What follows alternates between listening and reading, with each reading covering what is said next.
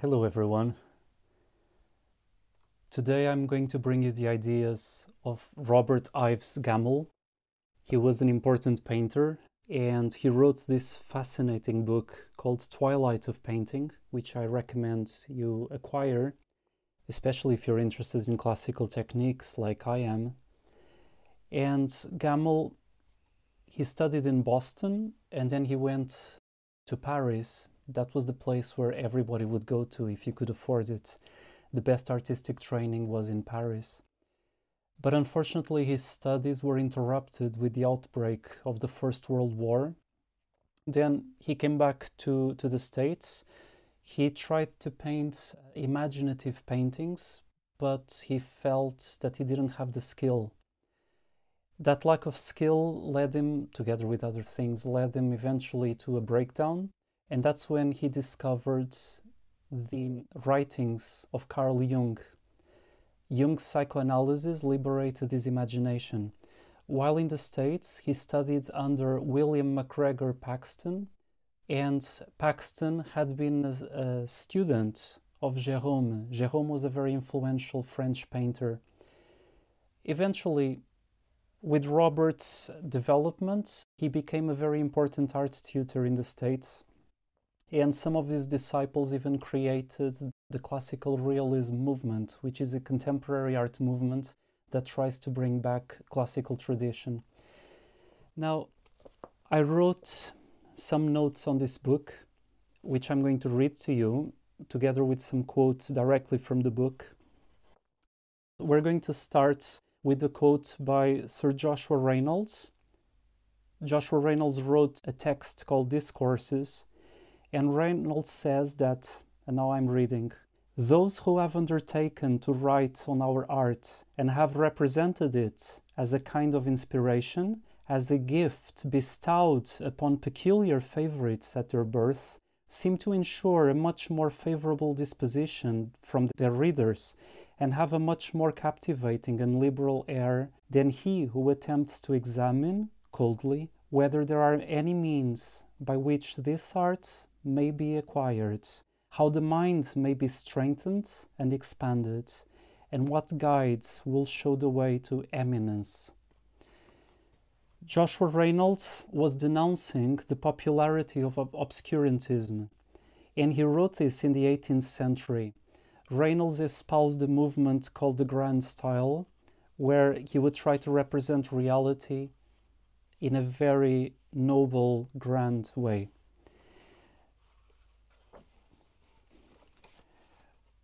The first quote I have is from the preface of Robert, and he says that the artist's technique can definitely expand or dwindle the artist's creation. It is scarcely an exaggeration to say that the technique and the artist are one.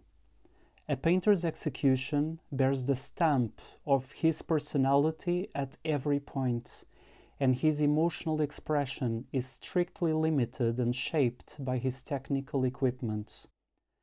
I totally agree with this. As an art teacher, I couldn't say otherwise, and I've seen great talent being limited by inadequate technique. On chapter 1 of Twilight of Painting, he starts with a quote by Arthur Symons, which is, "Comparatively few people care for art at all, and most of these care for it because they mistake it for something else." That's something that always puzzled me since I was a student at a fine art college. Do you think that unartistic people confuse art with just worldly ideas? There's so much focus nowadays placed on idea. It's a valid question. Robert says that this is a critique on art critics. And he says that hypnotizing art critics raise infantile heights to heights of mystique. So I'm going to read from his book.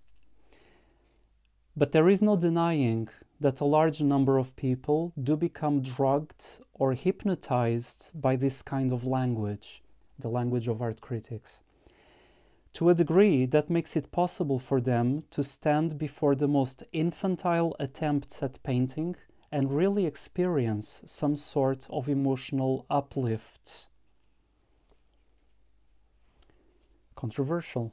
He claims that modern art critics are not artistically trained. So I'm going to read again.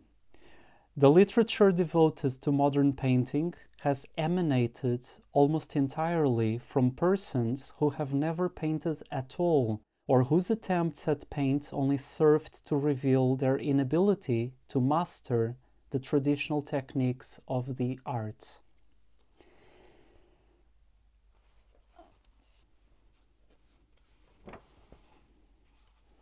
Another thought.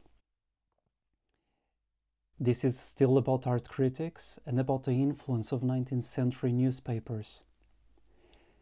The disintegration due to these causes was greatly accelerated by the steadily increasing influence of critics, art experts, and amateurs, of persons, that is, who did not paint at all or who painted incompetently. These groups were essentially products of the 19th century. Although art criticism is probably as old as art itself, before the development of journalism and periodicals, the professional art critic was a relatively sporadic figure. The art expert entered the scene even later, an outgrowth of the art museum, itself a 19th century institution. And then he carries on a different paragraph. The severe discipline of the apprentice system eliminated most of the untalented pupils during their student days, while the strict rules of the painters' guilds and later of the academics made the practice of painting almost impossible for a painter unable to meet the standard requirements of his profession. Unlike nowadays, where not being able to paint is acclaimed. Well, maybe not anymore, the trends are changing, but certainly when I studied. Then, we are going to change page, and he says that the merits of a painting should not be based just on personal opinion, but on expertise. But it was formerly accepted as a truism that the general merit of a picture could be at least approximately established by the application of standards of workmanship more substantial than opinions based on guesses, instincts, and personal likes and dislikes. I'm jumping a few sentences. In painting, aesthetic perception and the ability to execute develop almost simultaneously, the one only slightly in advance of the other. For instance, as a painter learns to perceive shapes correctly, he acquires the ability to render them correctly on paper or canvas. At about the same time, he becomes aware of the degree and quality of the correctness of the shapes made by other painters, and realizes how imperceptible these differences had previously been to him. As he grows sensitive to the meaning implicit in the contour of the human form, his line will become more meaningful and expressive to the extent of his sensitivity. At the same time, and not before, he will begin to perceive just wherein lies the immense superiority of the line of a Michelangelo or a Leonardo, of an Ingres, or a Degas.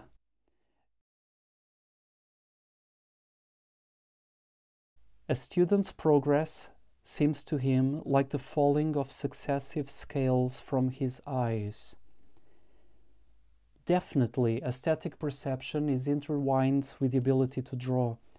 I remember my own puzzlement as I learned how to draw and paint, and how I started perceiving reality in a different way. This is something that my students, they all mention. More important than learning how to paint is actually learning how to see, and also learning how to appreciate life, nature. He carries on a different chapter. Now, the perception of aesthetic values resulting from working experience and manifest in the work of its possessor is a very different thing from the auto-suggested emotions many people work up in front of a famous painting and mistake for appreciation.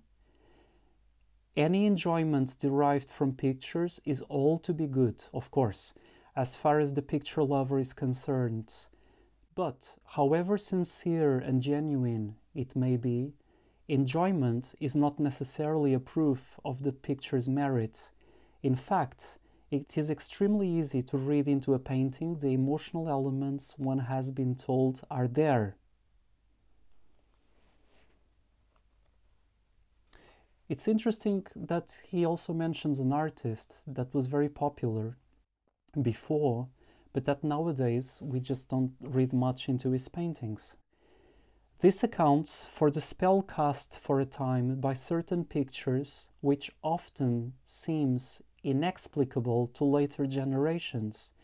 The supposed portrait of Beatrice Cenci by Guido Reni was such a painting, which, having moved our great-grandmothers to tears, appears today a quite well-painted studio head, no more and no less. Interesting book.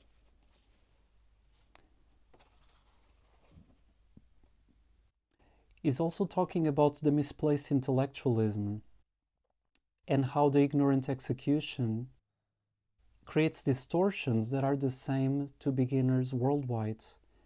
That's something that I can also attest when I teach beginners how to draw. Usually they all commit the very same mistakes. So where is he? Oh yes. Artists that haven't mastered even the rudiments of their art and who unwittingly made artistic virtues of all the solecisms and distortions characteristic of amateurs and beginners the world over. A large part of the public was delighted to find painting at once so easy to practice and so charged with emotional and mystical significance. Misplaced intellectualism imposed on ignorant execution is the guiding principle of painting today. On a different chapter, he states that the opinions of painters that have not learned technique are irrelevant. When that time comes, one thing should be clearly recognized. Useful information about the great painting traditions of the past 500 years will not be obtained from the painters of the new dispensation. A new form of painting they may possibly have created, as they and their admirers believe. We cannot even say with certainty that it is not a great form, but we can say without reservations that of the older art of painting they know nothing. Their ignorance is manifest in every line they draw and every touch of paint they put on canvas. Consequently, their estimates and analysis of the painters of the great European tradition can be dismissed as worthless by anyone genuinely interested in that tradition. He also mentions that the shift in taste was highly a consequence of lower draftsmanship. The case against the traditional masters of the later 19th century would be stronger had the reversal of judgment from which they now suffer been made by painters who surpassed them in accomplishment or even by their peers. This is far from being the case. The new values have been imposed on a puzzled but credulous public by men not one of whom could execute even the weakest passages to be found in the work of the painters who, 60 years ago, held the admiration of the civilized world. The reversal is based on a change of aesthetic values, which may or may not prove of lasting validity. This recalls me of a great video that I've seen posted by the Wallace Collection, where Vivienne Westwood, a fantastic British fashion designer, whenever she accepts anyone for apprenticeship, she sends them to the Wallace Collection to study the classical paintings. because her fashion was informed by classical art up to a point. And she even claims that you couldn't find anyone nowadays that would even be able to paint a leaf like those painters did.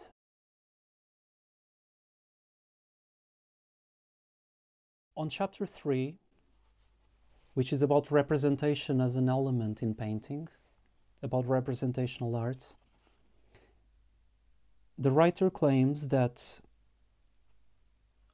only ignorant people think that Impressionism was a revolution that was antagonistic to classical painting.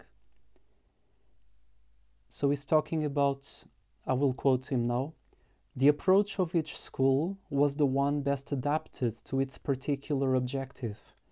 But, as these objectives were very different, the teaching of academicians and impressionists was established on divergent lines. The pupils interpreted the precepts of their masters as mutually contradictory, while writers and amateurs presented the two attitudes as antagonistic doctrines.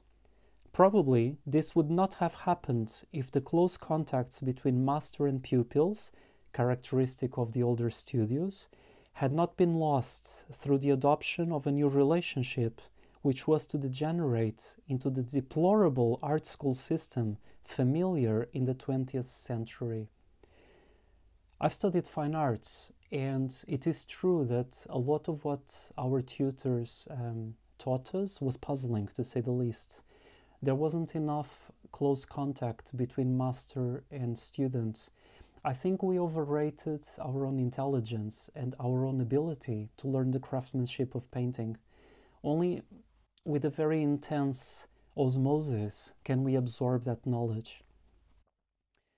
I will jump a few lines, and he's now talking about some pseudo-impressionist cliches, like, for example, it comes to my head, I've seen lots of books, and I'm sure you have as well, especially on watercolor painting, for some reason, where all the shadows are painted purple or blue. And that was an impressionist influenced mannerism. I will read from the book. "Having repudiated many elements essential to a sound and durable tradition, because these elements seem tainted with academism, Impressionist teaching, especially as it was dispensed in the art schools, rapidly degenerated into a caricature of itself, responsible for a surprising number of the mannerisms and eccentricities supposed to be characteristically modern, between quotes, monotonously familiar in contemporary work." I don't have anything else to say. I think he stated it more eloquently than what I could. The other thing is that when we are not very good painters, we tend to love the work of artists that are at the same level than we are. So the book says, "When a student's progress ends at an early stage, the particular errors to which he is prone at that moment usually continue to recur in his work as mannerisms if he goes on painting. And it is often noticeable that faults similar to his own seem to attract this kind of painter whenever he discovers them in the pictures of other men. It is somewhat as though a person would never recover from the attack of mumps he contracted as a child, and throughout his adult life would be fascinated by swollen jowls, mistaking them for marks of distinction. The predilection of students and amateurs for work showing the defects of their own partially trained perceptions is familiar to everyone who has had occasion to see many would-be painters at close range. It is a trait which accounts for a great deal of the vogue which clumsy and grotesque representation enjoys today. No estimate of modern art is complete, unless it takes some cognizance of this psychological peculiarity." I do love sometimes, actually quite often, I do love heavy paintings. I do love the grotesque. I do love the disturbing. But it is true that it's much easier to paint like that than it is to create excellent standards of beauty, which go beyond most people's abilities.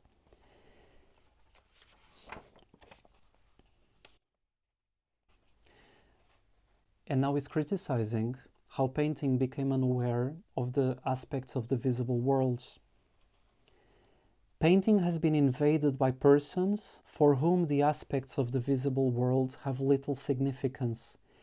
It is as though the musical profession were taken over by composers, executants, and critics who were tone deaf. Should such a situation occur, people for whom musical sounds are a source of overwhelming experience would doubtless pay scant attention to the opinions of the intruders, and would bid them seek their emotional outlet in an art for which nature had given them greater understanding. I studied classical music, opera singing, lyric singing, and at the same time I was doing the fine art course full-time. The conservatory, I was doing it part-time. It's absolutely ridiculous how so many visual artists were doing musical performance that no serious musician would ever give any credit to them.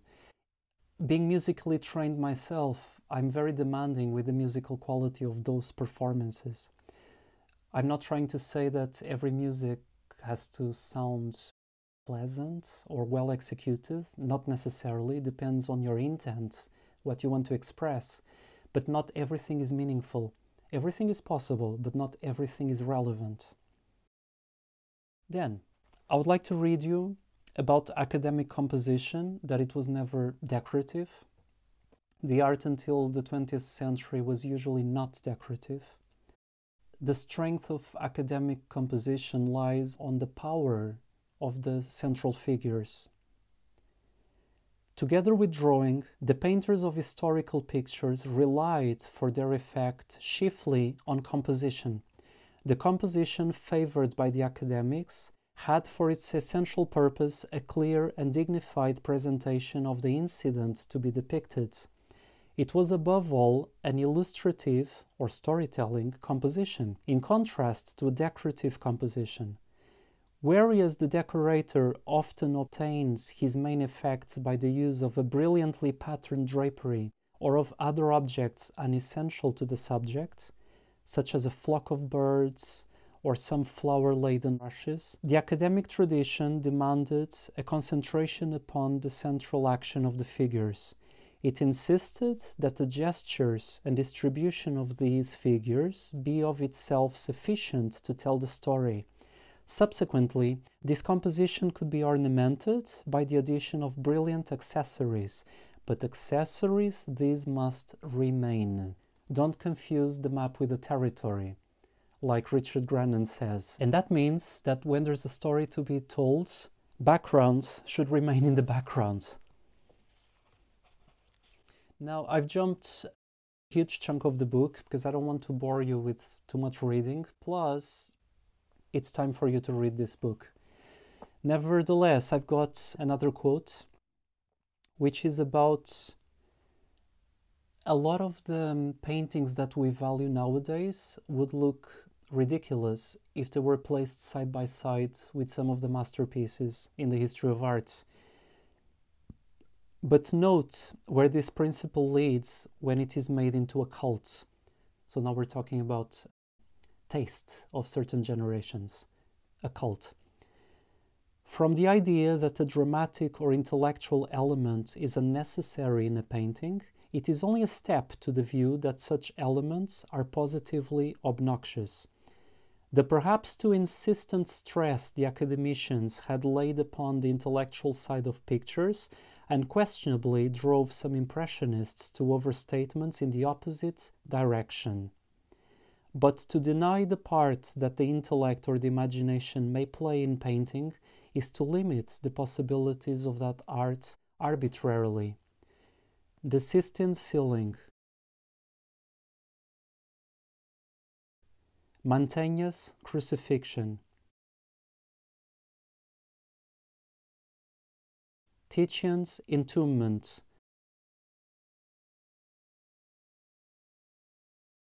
or Rembrandt's Christ at Emmaus makes such a denial manifestly absurd. The Impressionist insistence on considering a painting apart from its subjects is as indefensible as the academic bias that only pictures with exalted subjects can be ranked as great art. Indeed, I think both currents exaggerated. A lot of classical art, European classical art, looks stuffy. There's way too much emphasis placed on meaning and symbology. But a lot of bad Impressionist paintings just look horribly executed. And then he carries on with this critique.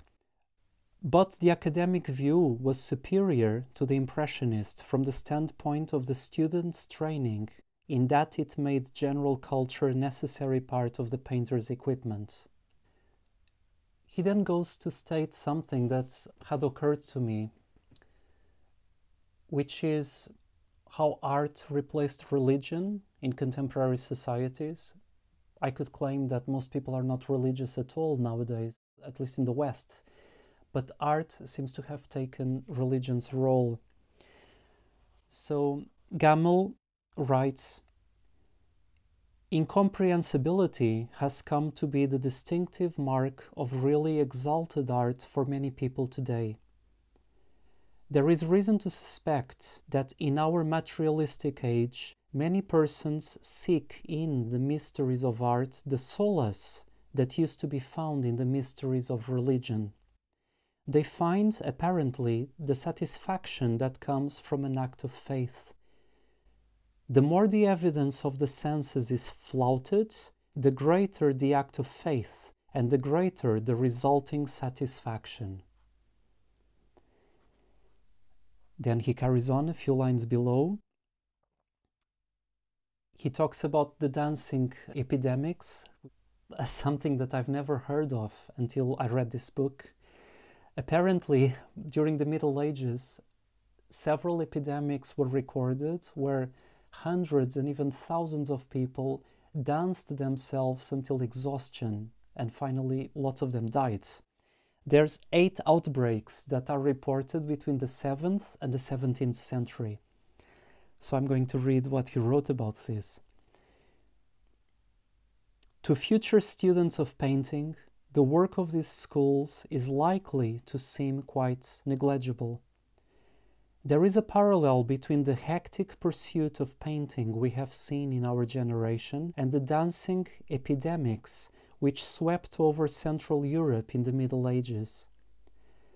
These strange epidemics are of interest to historians and to students of pathology, but I have never heard that they contributed to choreography or to the art of dance. And so the students of the painting activities of our time will recognize that neither the persons who engaged in them nor those who hailed them with acclaim had any genuine interest in painting. There can be no doubt that a considerable percentage of both groups are sincerely and deeply interested in an emotional element that has crystallized about these productions. But this element they neither project by means of the language of painting, nor do they show any perception of fine painting as such in the great work of the past." I promise you, I'm almost done. We're over halfway through now. You should really read the book. It's much more interesting than listening to my monotonous voice reading it for you. One thing that art historians have not taught us in art school is that original Impressionism tended to be much better than the vast majority of the followers that carried on the tradition. I dare to say that contemporary Impressionists are way superior to most of the masters of the past in Impressionism, but those great masters, the great contemporary masters, are the exception to the rule. Most Impressionism nowadays is of not good quality. Now, It is true that many of the leading painters of the 19th century Impressionist group were interested in interpreting the fleeting aspects of nature. Some of them, like Monet himself, were fascinated by the transient phenomena of light and devoted infinite pains to recording its most subtle effects. Others, like Degas, studied the human figure in action with a marked predilection for the momentary expressive gesture. These two particular artists attained their ends by slow and laborious methods, but a number of very brilliant painters, interested in not dissimilar objectives, evolved a rapid summary execution which was immediately adopted and imitated by a host of lesser men. It is this rapid, sketchy method that many persons identify with Impressionism. A byproduct of the 19th century Impressionism is undoubtedly was. But it is wrong to mistake it for Impressionism itself. As not infrequently happens, in this case the byproduct, in its more superficial forms, had a more widespread influence on the subsequent development of painting than did the fundamental ideals of Impressionism.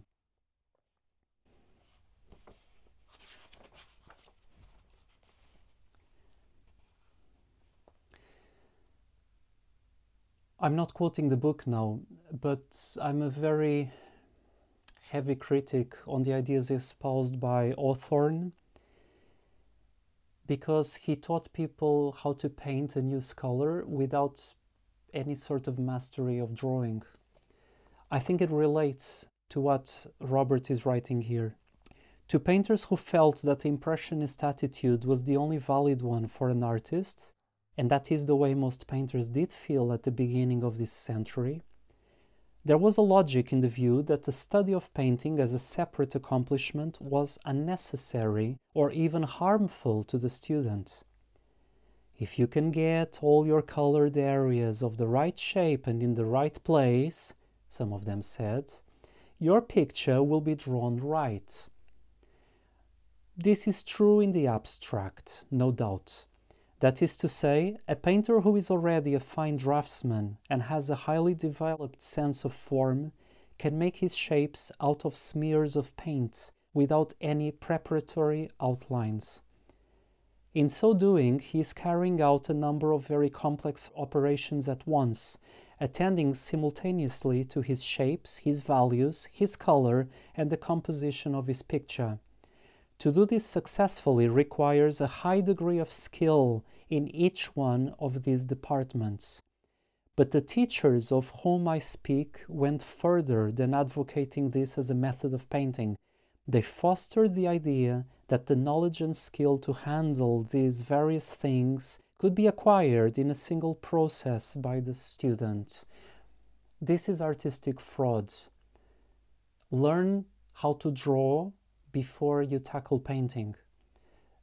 I'm filming lots of art tutorials, which will be uploaded soon on the internet, and drawing will be the fundamental skill to develop first. We're going to start with bark, the most important course in the 19th century. You're going to learn academic drawing before you venture into painting.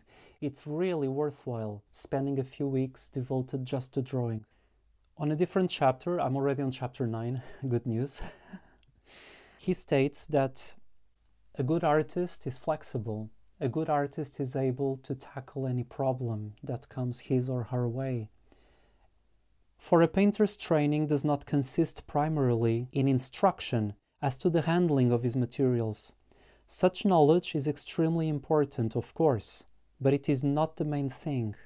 The essential purpose of a painter's training should be to equip him with the means of solving any problem suggested to him by his creative impulse. The nature of these problems varies with each individual, and for the same individual varies from time to time.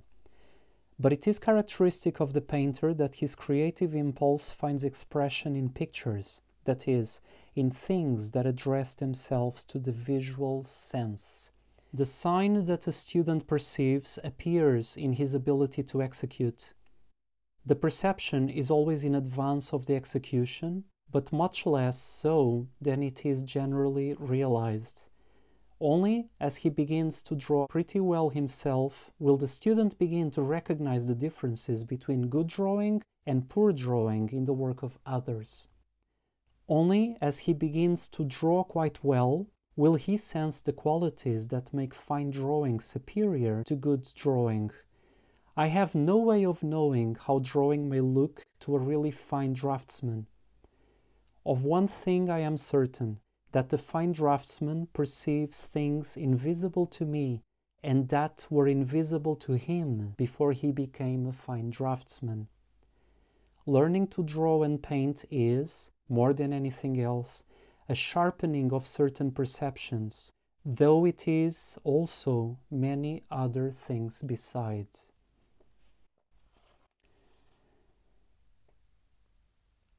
It also puzzled me how in art history we totally ignored academic traditions of the 19th century. When I look into history of art books and when I started traveling the world and seeing lots of art museums, I was mesmerized by those paintings and drawings. They're spectacular. And yet, when we studied history of art, we jumped straight into Impressionism. We didn't talk about any of the masters of the academic tradition. Robert Gammell writes, "Several magnificently trained painters were turned out by the ateliers, as well as an astonishing number of very competent ones. At the present time, fine workmanship in painting is unrecognized and unsought. But when once again it becomes to be appreciated and enjoyed, many pictures painted in Paris in the middle of the 19th century will be rated very highly." I agree with this. It is not impossible that the period will be thought of as constituting one of the high levels in the entire history of European painting. These pictures were painted by men trained in the ateliers during the early years of the century. I would like to leave you with one last quote, which is the critique on the modern art school and how art schools failed to produce artists, at least in the representational tradition. Art schools perform many valuable services in a community. I am not qualified to judge their competence in training students in applied design or the commercial arts. I am prepared to believe they do excellent work along those lines.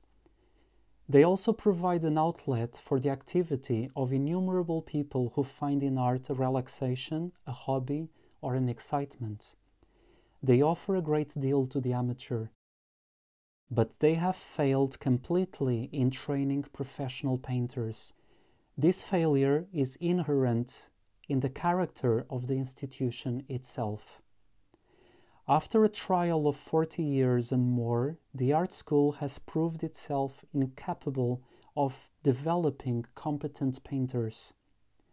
Surely the time has come to recognize this fact frankly and to return to a system of teaching capable of fitting our talented young men and women for an arduous and exceptionally difficult profession.